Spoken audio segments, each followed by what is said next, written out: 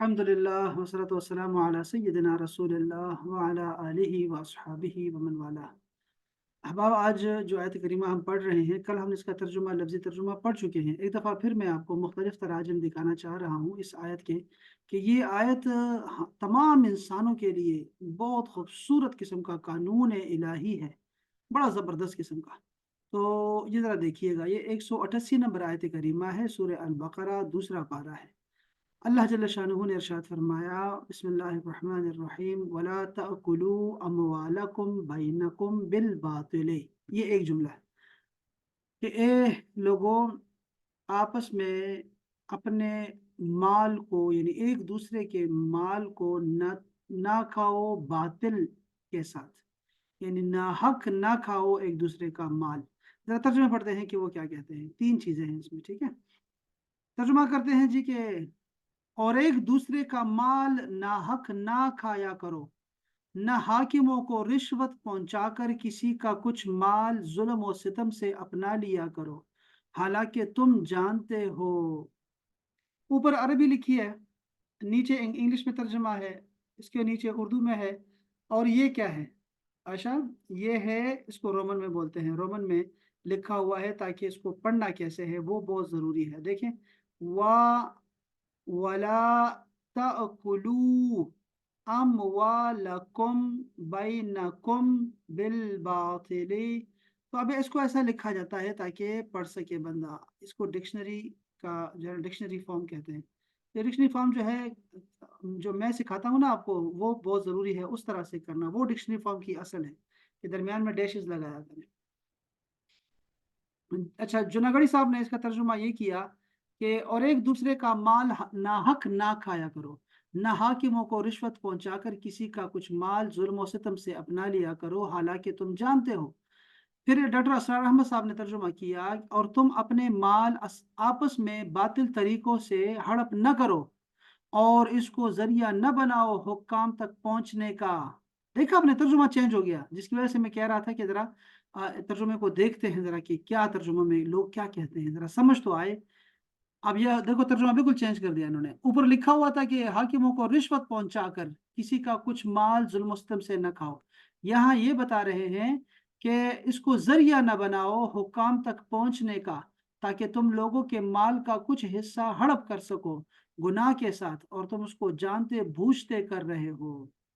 Doctor Gilani साहब ने, जो है ना, अब्दुर्रहमान गिलानी साहब ने लिखा है कि और आपस में एक दूसरे का माल बातिल तरीकों से ना खाओ, ना ही ऐसे मुकदमात इस गरज से हुक्काम तक ले जाओ कि तुम दूसरे के माल का कुछ हिस्सा नाहक तौर पर हजम कर जाओ, हालांकि हकीकत हाल तुम पर मालूम होती है। हाँ, जलंधरी साहब ने कहा, और एक दूसरे का माल नाहक ना खाओ, और ना इसको रिश्वतन हाकिमों के पास पहुंचाओ, ताकि लोगों का माल का कुछ हिस्सा नाजायज तौर पर खा जाओ, और उसे तुम जानते भी हो। तो ये आप देखा, तर्जुमा समझ रहे हैं कि बात क्या हो रही है। निगत हाशमी साहिबा ने लिखा है, और अपने माल आपस में बातिल तरीके से ना खाओ, और ना इनको हाकिमों की तरफ ले जाओ, ताकि लोगों के मालों में से एक हिस्सा गुनाह के साथ खा जाओ, हालांकि तुम जानते हो।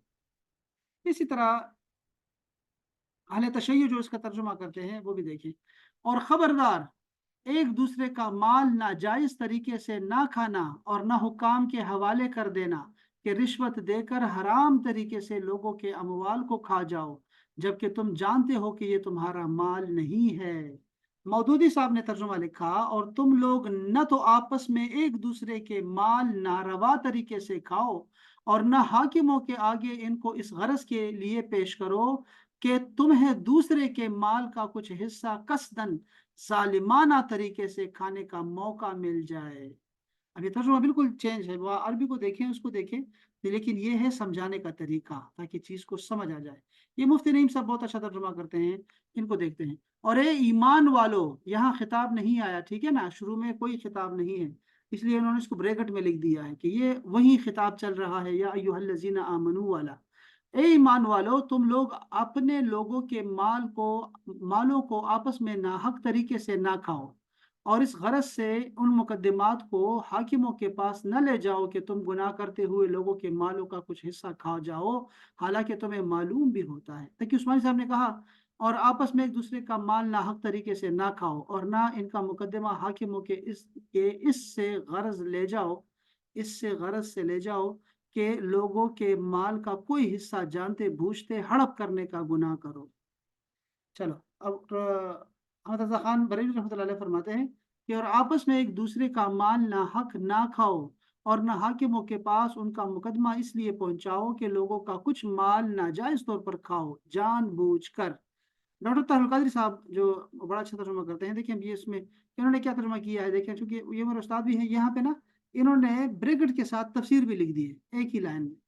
اچھا لکھتے ہیں کہ اور تم ایک دوسرے کے مال آپس میں ناحق نہ کھایا کرو اور نہ مال کو بطور رشوت حاکموں کو پہنچایا کرو، ہاں، اور نہ مال کو بطور رشوت حاکموں تک پہنچایا کرو کہ یوں لوگوں کے مالوں کا کچھ حصہ تم بھی ناجائز طریقے سے کھا سکو، حالانکہ تمہارے علم میں ہو کہ یہ گناہ ہے۔ ٹھیک ہو گیا، چلے بات سمجھ آ گئی الحمدللہ ہمیں۔ اب یہ جو فرمایا پہلا جملہ کہ ناحق نہ کھاؤ، دوسرے کا مال ناحق نہ کھاؤ، یہ ناحق کیا ہوتا ہے؟ یہ ہوتا ہے اس آیت میں باطل طور پر کسی کا مال کھانا حرام فرمایا گیا ہے، خواہ لوٹ کر ہو یا چھین کر ہو، چوری سے ہو یا جوئے سے ہو، حرام تماشوں یا حرام کاموں یا حرام چیزوں کے بدلے یا رشوت یا جھوٹی گواہی سے، یہ سب ممنوع ہے اور حرام ہے۔ یہ ہے باطل طریقے۔ مسئلہ، اس سے یہ معلوم ہوا کہ ناجائز فائدہ کے لیے کسی بھی مقدمہ بنانا، کسی پر مقدمہ بنانا اور اس کو حکام تک لے جانا ناجائز اور حرام ہے۔ اسی طرح اپنے فائدے کی غرض سے دوسرے کو ضرر پہنچانے کے لیے حکام پر اثر ڈالنا، رشوتیں دینا حرام ہے۔ حکام تک رسائی رکھنے والے لوگ اس آیت کے حکم کو پیش نظر رکھیں۔ حضرت ابوبکر صدیق سے روایت ہے کہ نبی کریم نے فرمایا صلی اللہ علیہ وآلہ وسلم، وہ شخص ملعون ہے جو اپنے مسلمان بھائی کو نقصان پہنچائے یا اس کے ساتھ دھوکہ کرے۔ یہ بھی معلوم ہوا کہ جھوٹی گواہی، جھوٹی وکالت، جھوٹے مقدمہ، اس کی پیروی اور کوشش کی اجرتیں حرام ہوتی ہے۔ اندازہ کریں آپ، یہ سارے وکیل اس میں لگے ہوئے ہیں۔ پیدا ہوا وکیل تو شیطان نے کہا لو آج میں بھی صاحب اولاد ہو گیا۔ چلو یہ تو ختم ہو گئی آیت کریمہ یہاں پہ، یہ بات ہمیں سمجھ آ گئی ہے الحمدللہ اس آیت کریمہ میں کس طرف یہ میں نے سر ایک تھے جاننے والے لائر تھے، تو ان کو میں نے کہا تو کہنے لگے کہ ہر اتنے سارے پروفیشن ہیں، آپ ایسے بات نہ کریں، صرف ایک واحد پروفیشن ایسا ہے جس کا نام اللہ کے نام پہ ہے، وکیل۔ انا للہ ہر وانا الیہ راجعون۔ ہر بندے کے پاس اپنی دلیل موجود ہے۔ اپنی دکان پہ آیت لکھنے کے لیے ہے کہ اور لا من غشنا فلیس منا، جس نے ملاوٹ کی وہ ہم میں سے نہیں، تو وہ لکھ دیتے ہیں، دودھ کی دکان پہ لکھ دیتے ہیں اور پھر کہتے ہیں یہ دودھ 50 روپے کلو ہے اور یہ دودھ 100 روپے ہے، اس میں تھوڑا پانی ہے اس میں زیادہ پانی ہے، تو اس کے اوپر آیت لکھی ہوگی پیچھے، ہاں جی، حاجی کرم داد دودھ والا، تو کیا کریں اس کا کچھ ہو سکتا ہے۔ لیکن بہرحال وکیل تو اچھے لوگ نہیں ہیں، they are not good people الا ماشاء اللہ۔ بس یار نہ پوچھو، دل دکھی ہے۔ وکیلوں بس اللہ بچائے آپ کو، سب کو اللہ تعالیٰ بچائے رکھے، خاص کر پاکستان میں تو بالکل اللہ آپ کو دور رکھے، کچہری سے بھی اور اسپتال سے بھی اور ہر جگہ سے دور رکھے آپ کو، بس تنہائی اللہ آپ کو میسر آئے، بس کہ ہر چیز آپ کی پوری ہو۔ بس کسی ادارے میں آپ جا نہیں سکتے، آپ وہاں بات نہیں کر پائیں گے، بالکل بھی نہیں، شریف آدمی کا کوئی کام نہیں ہے کسی بھی ادارے میں۔ اچھا دیکھو، مال حرام کھانے کی حرمت، اس آیت میں نبی کریم صلی اللہ علیہ وسلم کی تمام امت کو خطاب ہے۔ اس کا معنی یہ ہے کہ کوئی شخص کسی کا مال ناحق نہ کھائے، جوا، سود، دھوکے سے لیا ہوا مال، غصب شدہ مال، کسی کے حق کا انکار، مثلا کسی کی مزدوری، اجرت یا کرائے کا انکار کر کے اس کا ناحق مار لینا، اس کا حق مار لینا۔ ایک منٹ، یہ دیکھ رہے ہیں آپ کہ یہ صرف مومنین کے لیے نہیں بلکہ یہ پوری انسانیت کے لیے بڑے خوبصورت जो है ना वो आयत है और बड़ी खूबसूरत रूल है।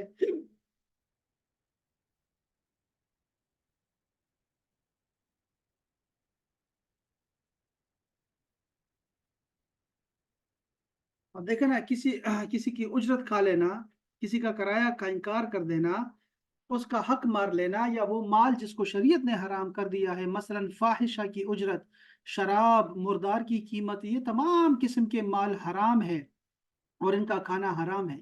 अब लोग भी ऐसे करते हैं ना, अभी मैं क्या गिन के सुनाएं आपको, क्या क्या गिन के सुनाएं, बस आप तो खूब समझदार हैं। ये आयत अगर हम बाहर किसी मुल्क में पढ़ रहे होते तो हमें शायद समझ ही नहीं आती कि ये क्या बातें हो रही हैं, ये क्या बातें हैं, कौन ऐसे करता है, मिलावट करता है, कौन ऐसे करता है जो उजरत नहीं देता, कौन मजदूरी नहीं देता, ये कौन सा मुल्क ऐसा करता होगा। लेकिन शुक्र है हम पाकिस्तानी और हमने ये सारा अपनी आंखों से देखा हुआ है, ये सारे गुनाहगार हमारे मुल्क में पाए जाते हैं बकसरत, बल्कि हर दूसरा बंदा, हर पहला बंदा यही धोखा दे रहा है, हराम खोर है और आदम खोर है, अपने भाई का कान गला काट काट के खा रहा है, अपने बच्चों को खिला रहा है, दूसरे की जेब को काटता रहता है और अपनी जेब भरता रहा है। माल हराम से सदका करने का शरई मसला, अब इसमें ना दो तीन मसाइल हैं इस आयत के तहत, तो उसमें उसको समझने वाली बात है, अच्छी बात है कि बंदा समझ ले। इब्न अबीदीन शामी हनफी, इसका नाम याद रखें, ठीक है, इब्न आबिदीन, या लिखें फतावा शामी, ये हमारी फिके हनफी का मोतबर फतावा है, ठीक है। जब जो कोई बात इसमें आ गई तो आप इसको हवाले के तौर पे बता सकते हैं, शामी ने ये लिखा है, शामी ने वो लिखा है। वो फरमाते हैं कि ज़हिरिया में लिखा है कि एक शख्स ने सवाब की नीयत से फकीर को माल हराम से कुछ दिया तो वो काफिर हो जाएगा। आपको ये मसला पता था कि अगर एक शख्स ने सवाब की नीयत से फकीर को हराम माल दे दिया तो वो काफिर हो जाएगा। इससे कौन काफिर हो जाएगा? फकीर काफिर नहीं होगा, ये बंदा काफिर हो जाएगा जो हराम माल सदका कर रहा है, अल्लाह की राह में दे रहा है सवाब की नीयत से। और अगर फकीर को मालूम था और उसने देने वाले के लिए दुआ भी कर दी और उसने आमीन कही तो दोनों काफिर हो जाएंगे। मैं कहता हूं, अब ये इब्न अलामा इब्न अबी दिन शामी फरमाते हैं, ठीक है। अब इसमें तीन राय है, ठीक है, एक राय तो हो गई ना ज़हिरिया वाली, अब आ गई इब्न अबी दिन क्या फरमाते हैं, कहते हैं मैं कहता हूं कि ये मसला फकीर को देने के साथ खास नहीं है, बल्कि अगर इसने सवाब की नीयत से मस्जिद बनाई हराम माल से और कोई माली इबादत की तो वो काफिर हो जाएगा। अलबत्ता इस मसला में ये कैद है, एक चीज में है, एक्सेप्शनल केसेस ये हैं कि इस माल हराम की हुर्मत कतई हो, जैसे चोरी हो, डाके के माल हो, शहर की कमाई हो, जादू की कमाई हो, सूद हो, जुआ हो, खमर हो यानी शराब हो, मुर्दार हो, खंजीर हो, या जना की उजरत हो, या गसब किया हुआ माल वगैरह हो, यानी कि वो जो हराम है वो वाकई वो चीज हराम हो। ऐसा ना हो कि आप कहें कि ये भी हराम हो सकता है, ऐसा नहीं, बल्कि वो चीजें जो बाकायदा से कुरान और हदीस में मौजूद हैं वो चीज हो, अगर उसको वो बंदा सदके की नीयत से किसी को देता है उफो तो वो काफिर हो जाएगा इससे। क्यों? उनके सदके पर सवाब की उम्मीद रखना इसको हलाल समझने के बराबर है और हराम कतई को हलाल करार देना कुफ्र है।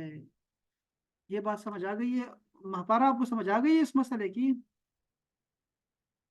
ये कितना अहम मसला था और ये हम जी लोग। सर, समझ में आ गई ये बात, अल्हम्दुलिल्लाह। हाँ, देखिए गाने बजाने की जो हुर्मत है, अब जरा बात समझिएगा इसको, ठीक है। एक चीज आपको समझा दी है कि कुरान में है चोरी करना, डाका डालना, ये सब हराम है, शराब हराम है, शराब ले जाने वाला, पकाने वाला, बनाने वाला सारे हराम काम करता है, ठीक है। और बहुत सारी चीजें, जना के और कीमत उजरत लेना, वो सब हराम है, वो तो सबको पता है। लेकिन कुछ चीजें ऐसी हैं जिसको हम कहते हैं ये भी हराम है और इस पे ऐसे ही हुक्म लगाते हैं कि बस तलवार लेके खड़े होते हैं मौलवी। ऐसा नहीं है। देखिए अब जरा सुनिएगा, गाने बजाने की जो हुर्मत है ये जन्नी है, यानी ये कतई नहीं है। कतई का उलट जो है वो क्या है, जो नीचे वाला दर्जा है वो है जन्नी। तो ऐसी हराम, ये गाना बजाना ऐसा हराम है कि वो जन्नी है। दाढ़ी मोंडने की उजरत लेना, हजाम जो करता है, नाई जो बनाता है, दाढ़ी बनाता है, इसकी जो उजरत होती है। फोटोग्राफी की उजरत लेना, मूवीज बनाना, तस्वीरें बनाने वाला, उसकी जो उजरत है।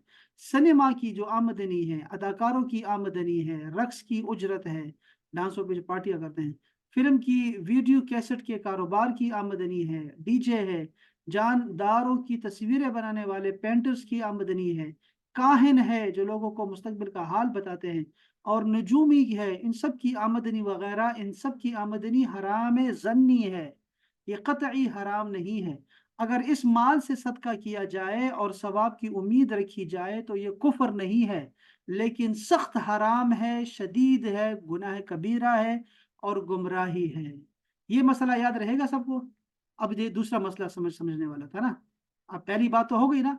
इसलिए जब आप फतवा दिया करें किसी पर तो थोड़ा सा ना लिहाज रखा करें, थोड़ी सी लचक दिखा दिया करें कि हो सकता है कहीं भी इसमें ना गुंजाइश हो, कहीं थोड़ी सी कोई रास्ता निकल आए। पहले पूछ लिया करो, ऐसा नहीं है कि सबको एक ही डंडे से मारते रहे। इनके लिए डंडा और होगा, वो ऊपर वाला डंडा और था और इसका डंडा और है। तो ये सारे हुर्मत ज़न्नी है, इसके बारे में पढ़ेंगे इंशाल्लाह। तो ये कुफर तक नहीं जाएंगे, बल्कि ये अगर खैरात सदका देते हैं तो, यार ये जो मस्जिदों में चंदे लेते हैं, चंदे जो देते हैं, सबको पता होता है ये सारे ये बड़े सूद का कमा रहा है, ये हराम कमा रहा है, लेकिन चंदे आने दे आने दे आने दे। वो तो ऐसे कहते हैं, वो तो मौलवी साहब जो होंगे वो किस खाते में आएंगे, उनका क्या हुक्म होगा।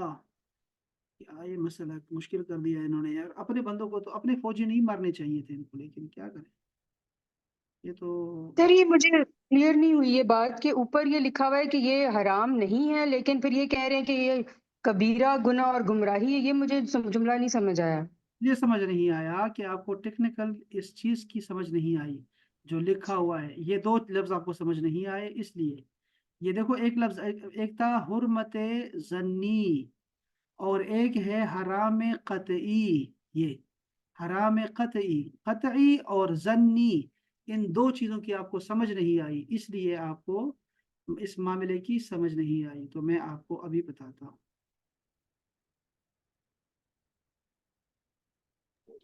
बाल बराबर फर्क है। बाल बराबर फर्क है, बिल्कुल हल्का सा। हाँ, ये कह सकते हैं, ये देखो, एक दफा जरा, हुर्मत कतई और जन्नी। थोड़ी सी लचक दिखा दी गई है कि इसमें करे तो बहुत ही हराम नहीं है, लेकिन थोड़ी सी लचक दिखा दी गई है, उसकी वजह फ्लेक्सिबिलिटी है, दी गई है। नहीं नहीं, उसकी वजह है, असल में उसकी वजह है। आपको मैं दो तीन जगह से आपको पढ़ाता हूँ ताकि आपको चीज़ों की समझ आ जाए, ठीक है। हल्का हल्का समझ लें।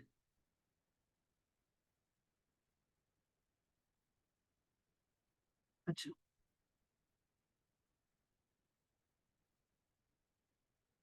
यहाँ आसान लिखा है ना, पहले तो ये गामिदी साहब का देखें। गामिदी साहब जरा आसानी से लोगों को समझाते हैं, क्योंकि इन्होंने दीन को बिल्कुल गंजा कर दिया है, इन्होंने चीज़ों को इतना अजीब कर दिया है। अइम्मा उसूल की इस्तिलाह में कतइयत एहतिमाल की नफ़ी है।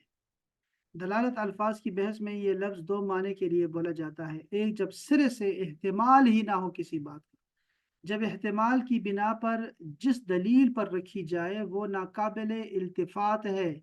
पहले माने की मिसाल मुहकम और मुतवातिर है, और दूसरे के माने के लिए वो ज़ाहिर, नफ्स, नस और ख़बर मशहूर को मिसाल के तौर पर पेश करते हैं। अच्छा ठीक है, इन्होंने भी कतइयत और उसका दोनों का बताया हुआ, ठीक है। अच्छा, यानी जिसमें एहतिमाल ही ना हो, एक तो नहीं कि आप माना बदल सके। मैं और भी तारीफ देखते हैं। ये देखिए, शरीयत ने जिन कामों की मुमानियत की है ना, वो दो किस्म पर है, ठीक है। अब जरा सुनिएगा। हराम वो काम जिसकी मुमानियत कतई दलाइल से साबित हो। कतई दलाइल से क्या मुराद है, अभी देखते हैं। मकरूह, मकरूह वो काम जिसकी मुमानियत जन्नी दलाइल से साबित हो। अब ये क्या है, कतई दलाइल क्या होते हैं और जन्नी दलाइल क्या होते हैं। हराम कतई वो चीज़ या काम है जिसकी हुर्मत कुरान में मौजूद हो या हदीस मुतवातिर से कतई तौर पर साबित हो, और इसकी हुर्मत में कोई किसी किस्म का शुबा ना हो। तो अब इसमें आपको इस लाइन में क्या समझ आ गई, हुर्मत कुरान से या फिर हदीस मुतवातिर। तो अब आपको एक लफ्ज़ और समझ नहीं आ रहा कि हदीस मुतवातिर क्या होती है। हदीस मुतवातिर का मतलब ये होता है कि ऐसी हदीस पाक जिसको हर जमाने में हर दर्जे के लोगों में इतने लोगों ने उसको रिवायत किया हो कि उन सबको हम झूठा न कह सकें, उसको हदीस मुतवातिर कहते हैं। मसलन ये कुरान मजीद है, जो कुरान मजीद हमारे पास है, आप देखें कि हर साल, हर सदी में, हर जमाने में सब लोगों का इत्तेफाक है ना کہ یہ قرآن مجید اللہ کا کلام ہے اور اتنی اس کے پارے ہیں، اتنی صورتیں ہیں، اتنی آیات ہیں، اور ہر سال یہ تراویح بھی ہوتی ہے، اور یہ ہے حدیث متواتر سے یہ ثابت ہے سارا کا سارا قرآن، ٹھیک ہے۔ اچھا، اور اگر میں یہ کہوں، اس طرح کی بہت ساری چیزیں ہیں، بہت ساری چیزیں ہو سکتی ہیں، جیسے سونا مردوں کے لیے حرام ہے، ٹھیک ہے نا، اب یہ حدیث شریف میں ہے نا، حدیث شریف میں آیا، قرآن میں تو نہیں تھا نا، حدیث میں آیا ہوا ہے، اور وہ سب کو پتہ ہے، یہ چیزیں حدیث متواتر ہوتی ہے۔ جیسے وضو کا طریقہ ہے، اب اتنے لوگ وضو کا طریقہ سکھاتے ہیں ہمیں، تو وہ ہم سب کو جھوٹا نہیں کہہ سکتے، یہ حدیث متواتر ہوتی ہے، ٹھیک ہے، اس کو بھی ہم دیکھ سکتے ہیں۔ تو یہ وہ حرام جس کے قرآن سے ثابت ہو یا حدیث صحیح سے اور حدیث متواتر سے ثابت ہو، وہ حرام قطعی طور پہ ہوتا ہے، جیسے زنا حرام ہے، شراب حرام ہے، خنزیر حرام ہے، مردار حرام ہے، آپ سمجھ سکتے ہیں نا، ڈاکہ حرام ہے، چوری حرام ہے، یہ ساری چیزیں حرام ہیں، سب کو پتہ ہے، اس لیے ہم نے یہ کہا کہ یہ حرام قطعی ہے۔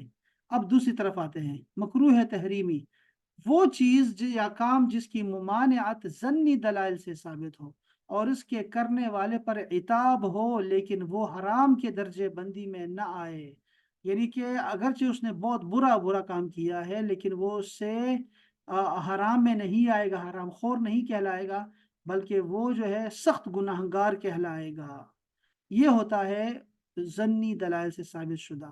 اچھا، ایک اور مکروہ تحریمی کو حرام نہیں کہہ سکتے، کیونکہ حرام اور مکروہ تحریمی کے درمیان فرق ہے، حرام کی ممانعت قطعی ہوتی ہے، قطعی، جبکہ مکروہ تحریمی کی ممانعت ظنی ہوتی ہے، زن گناہ، اور زن اس کو کہتے ہیں نا، حسن زن، گمان سے۔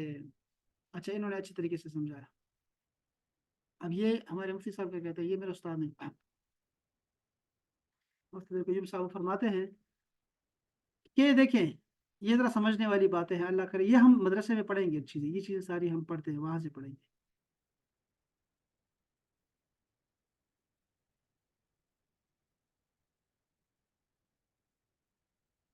یہ دیکھیں، ایسی نس کا مطلب قرآن حدیث، ٹھیک ہے، حدیث متواتر، ایسی نس جو ثبوت کے لحاظ سے تو قطعی یعنی یقینی ہو، لیکن دلالت کے لحاظ سے وہ ظنی یعنی کہ غیر یقینی اور احتمالی ہو۔ قطع ثبوت اور ظنی دلالہ کہلاتی ہے، جیسے قرآن مجید کی تمام آیات اور احادیث متواترہ قطعی ثبوت ہیں، مگر ان میں بعض آیات اور احادیث میں متعدد معانی کا احتمال ہے، اور کسی معنی کو ثابت کرنے کے لیے دلیل کی ضرورت ہوتی ہے۔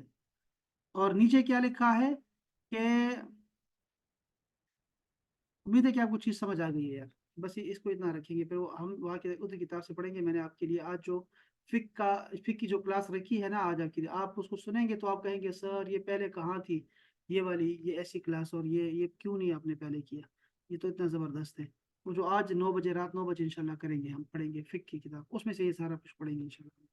تو یہ بات سمجھ آ گئی ہمیں کہ ایک تو قطعی حرام ہے، ٹھیک ہے، وہ سارا سب کو پتہ ہے، اور اس کی یہاں مثالیں آپ کو لکھ دی گئی ہیں یہاں بہت ساری، اور کچھ ایسی ہیں جو کہ ہمیں ظنی دلیل کی وجہ سے جو ہے وہ حرمت اس کی نہیں ہوتی، بلکہ وہ مکروہ تحریمے میں آتا ہے، جیسے داڑھی موڑنے والے لوگ ہیں، اور تصویریں بنانے والے لوگ ہیں، اداکار ہیں، یہ سارے بھی مسلمان ہیں، گناہگار مسلمان ہیں، بس یہ مکروہ تحریمی کر رہے ہوتے ہیں، ان کو بھی سخت حرام کے جس میں نہیں آتا ہے کہ ہم کہیں گے یار مکروہ تحریمی ہے، یہ شدید گناہ کبیرہ اور گمراہی میں پڑے ہوئے لوگ ہیں، تو ان میں سے آپ کو مثالیں بتا دی ہیں۔ دیکھیں اب مسئلہ کیا بتاتے ہیں، دیکھو کہتے ہیں کہ اگر کسی شخص کے پاس رشوت، چوری، سود، غصب یا کسی ناجائز ذریعے سے حاصل کیا ہوا کسی کا مال ہے، اور اب وہ خوف خدا سے اس مال کے وبال سے نجات حاصل کرنا چاہتا ہے، تو وہ مال اس شخص کو واپس کر دے۔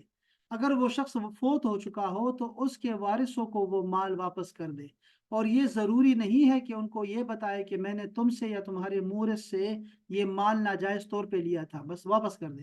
اور اگر وہ شخص یا اس کے وارثوں میں سے کسی کا پتہ نہ چلے اور اس مال کو اس شخص کی طرف سے صدقہ کر دے، اور وہ اپنی اور اس کی مغفرت کی دعا کرے، اور اگر اس نے حکومت کے مال کو ناجائز طریقے سے حاصل کیا تھا تو وہ مال حکومت کے کسی فنڈ میں داخل کر دے، یا سرکاری ریل یا ہوائی جہاز کے ٹکٹ خرید کر اس کو استعمال نہ کرے، اور اگر اس کے پاس کسب حرام کا مال ہے، مثلا سنیما کی آمدنی ہے، یا رقص ہے، یا موسیقی کی آمدنی ہے، تو اس تمام مال کو اپنے ذمے سے بری اور ساکت کرنے کی نیت سے کسی غریب کو خیرات کر دے، لیکن اس میں صدقہ کے ثواب کی نیت نہ کرے، بلکہ یہ نیت کرے کہ وہ اپنے فرض سے سبکدوش اور ذمے سے عہدہ برا ہو گیا ہے، اس کے کم سے کم گلو خلاصی ہو گئی ہے۔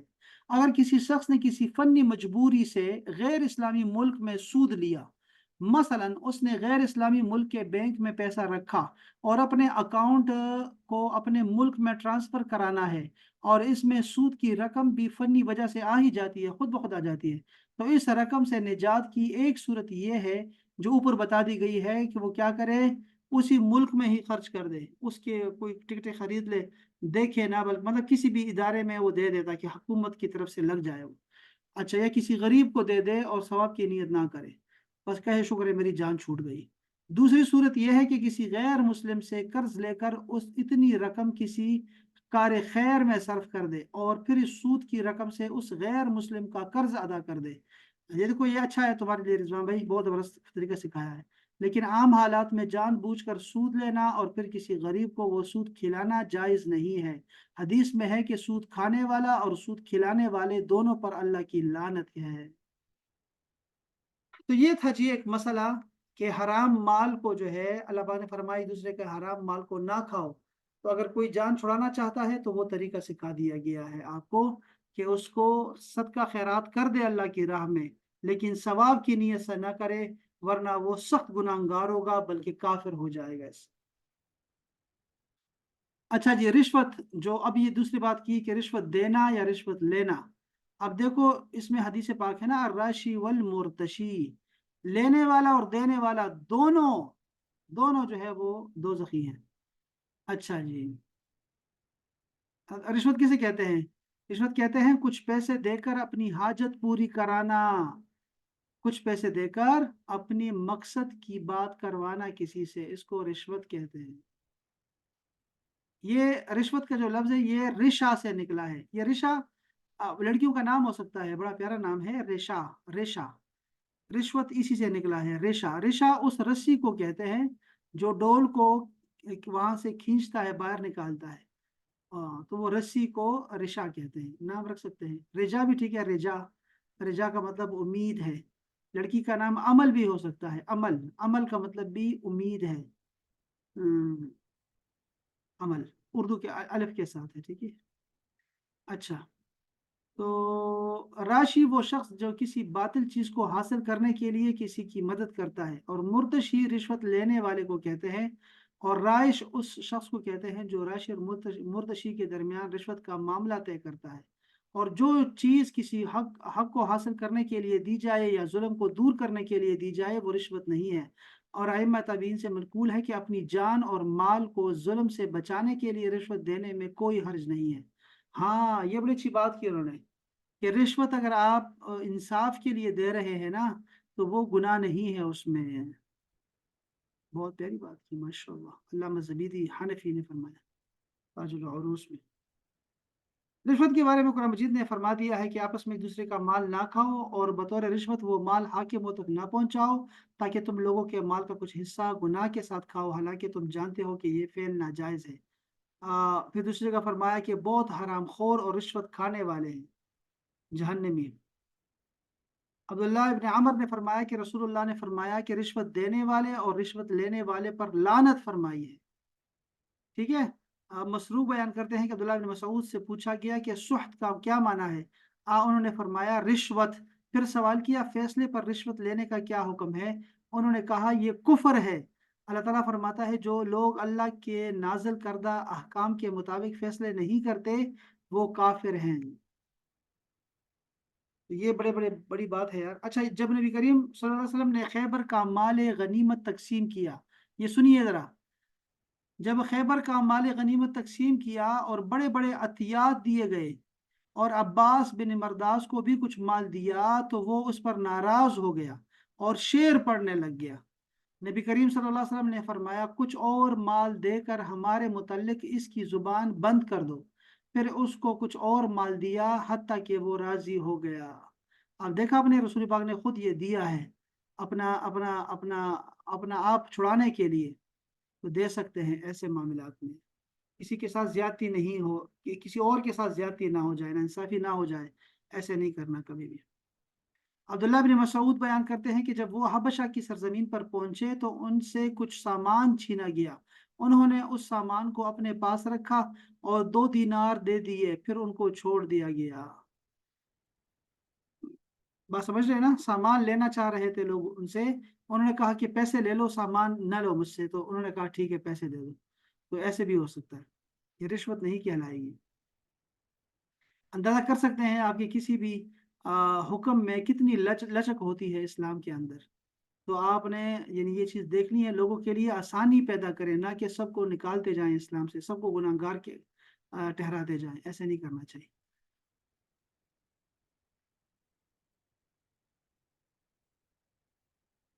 देखो, जिस काम में रिश्वत देने वाला गुनाहगार होता है वो ये नहीं है जो अपनी जान और माल से जुल्म और जरर को दूर करने के लिए दी जाए। अल्लाह अकबर।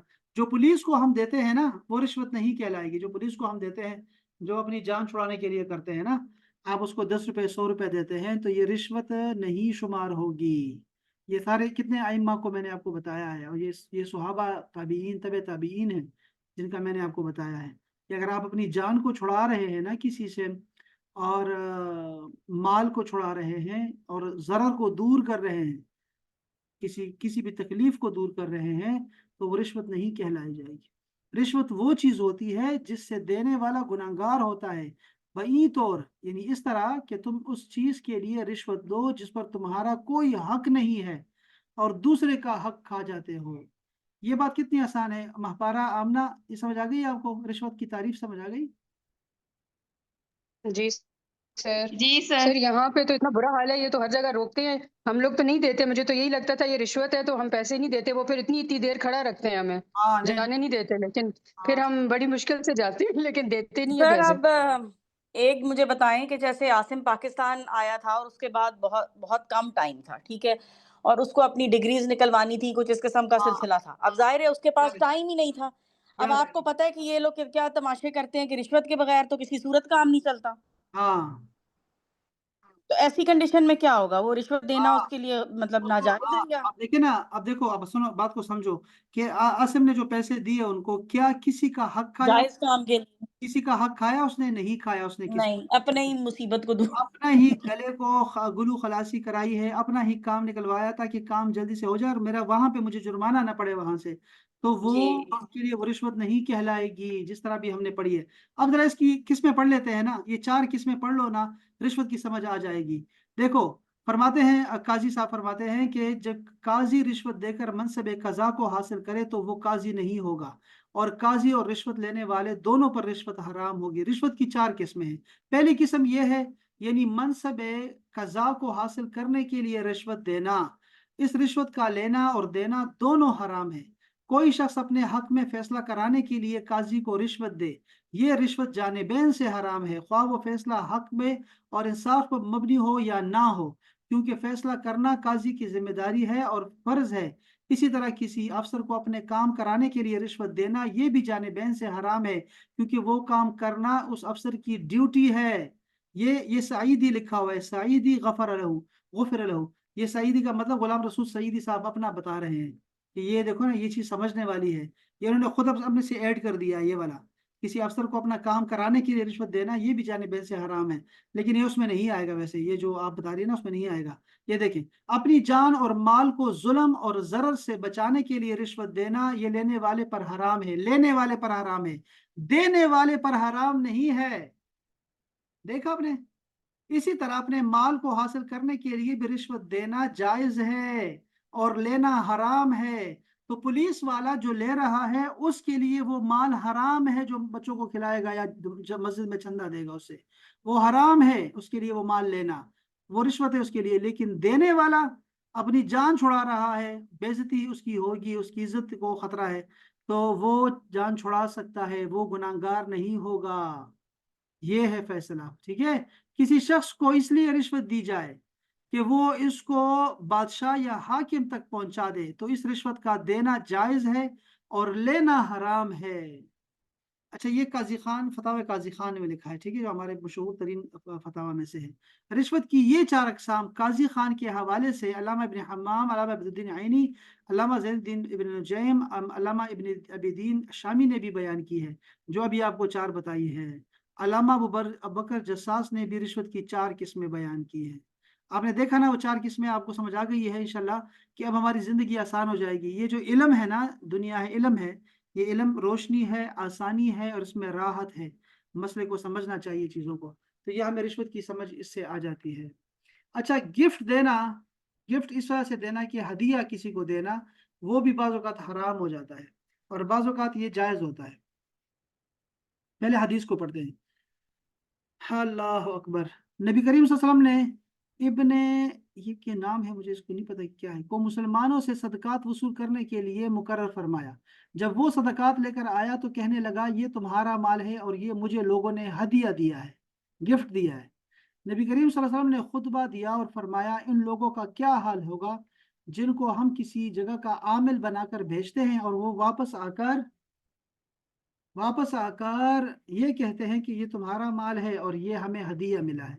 ये लोग अपनी माँ के घर में क्यों न बैठ गए। देखा आपने, फिर ये देखा जाता कि उनको कोई हदिया देता है या नहीं। बात समझ आ गई आपको। रसूल पाक सल्लल्लाहु अलैहि वसल्लम ने उसको डांटा है, क्यों?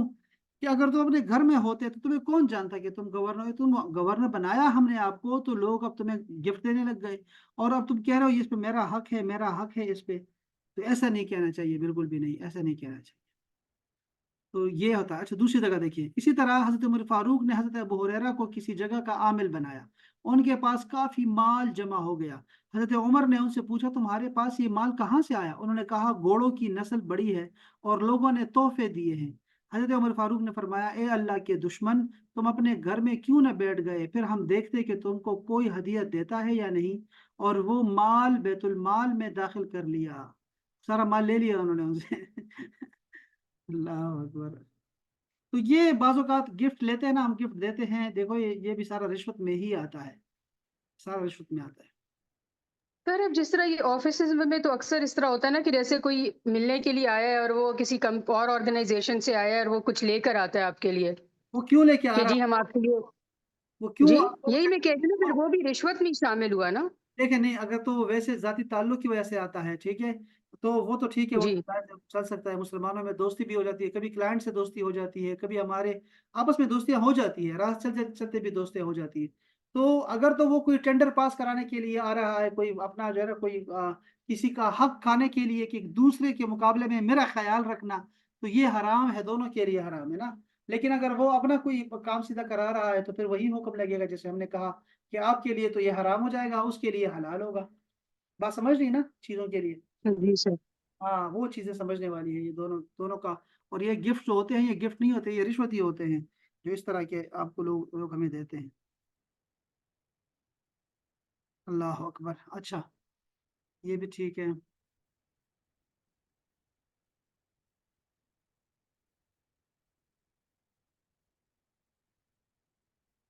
अल्लामा इमाम नववी वो लिखते हैं कि सहाबा कराम, फुकहाए ताबीइन, इमाम शाफी, इमाम अहमद और जमहूर फुकहा इस्लाम का नज़रिया ये है कि हाकिम का हुक्म बातिन में किसी चीज़ को हलाल करता है न हराम करता है।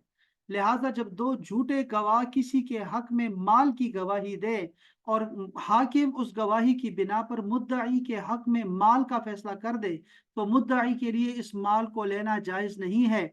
अगर दो झूठे गवाह किसी शख्स के खिलाफ ये गवाही दे कि उस शख्स ने फलां शख्स को कत्ल किया है, तो अगर मकतूल के वली को ये इल्म हो कि ये गवाह झूठे हैं, तो इसके लिए मुल्जिम को कत्ल करना जायज़ नहीं है।